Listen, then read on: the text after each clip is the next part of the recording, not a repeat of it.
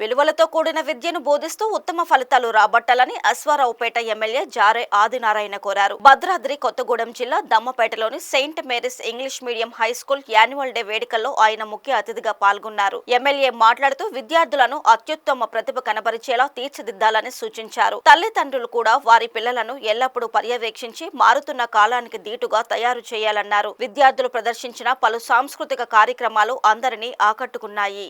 రీతి మీకు కూడా ఉండాలి అంతే తప్ప పాఠశాలకు పంపిస్తున్నాం, వెళ్తా ఉన్నారు, వస్తా ఉన్నారు అది కాకుండా మన బాధ్యత కూడా ఇళ్ల దగ్గర చూసుకోవాల్సిన ఎంతైనా ఉంది.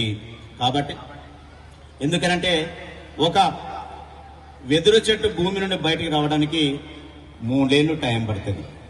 భూమిలో పూర్తిగా వెళ్ళిన తర్వాత 3వ సంవత్సరం బయటకు వస్తుంది.